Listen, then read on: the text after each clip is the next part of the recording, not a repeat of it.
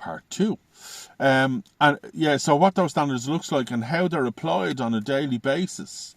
There is talk of us, maybe for those of us who don't have any qualifications, it's how are those people assessed to be able to go on the register, and if there's an assessment of professional competence or some type of questionnaire,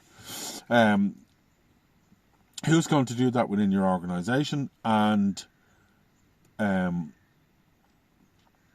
are we ready? Are those individuals ready to answer those type of questions? So the process is afoot.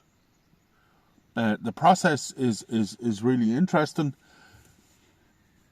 but it's going to take organisations to get their heads around this. And organisations, all of you guys that I'm talking to, so, you know, the team leads, persons in charge, managers, district managers, directors, CEOs, you know, if you have a board that are looking after your organisation, all of you guys really need to now be looking at what do we need to do. It's, you know, you don't want to get to November when people are trying to start registering to go, oh God, we're not ready for this at all. We haven't even looked at this. And then what happens is, you know, the frontline members of all of the services start to panic. And we don't want that to happen. We want people to be confident that what they're doing, the process they're engaged in, that they're ready for it. And, you know, currently, people in social care are working under a whole load of different titles. You know, project workers and family support workers and key workers and this sort of worker and that sort of worker. But when the register opens, anyone who is working in social care or in the broad social care field, including managers who may not work frontline at all, and educators who provide the social care education but may not themselves have a social care qualification, all of those people will be able to register. And, you know, if you don't register, what's the likely outcome of that?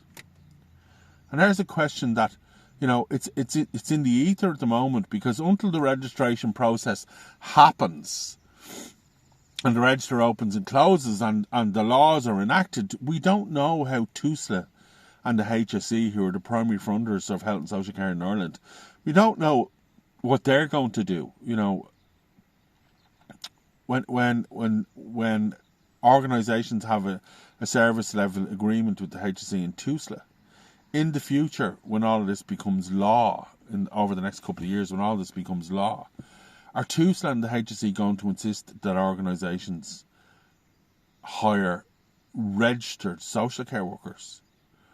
And if that's the case and you don't register, are you going to cut your ability to work in a service down to zero? In fact, make yourself unemployable. Now, this is all in the ether, because nothing can happen until the laws are enacted, and it will depend on, you know, what happens. But when we look at, for example, residential childcare, you know, under TUSA, there's an insistence that most of the staff are social care qualified, and that's without any kind of major laws imposing that on us. So what happens when we bring in these new laws in relation to the registration of social care workers?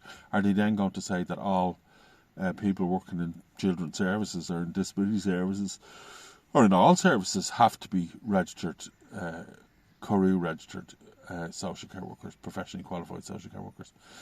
So really, you all need to jump onto the CORU website, start looking at the registration process, start asking questions of your organisation.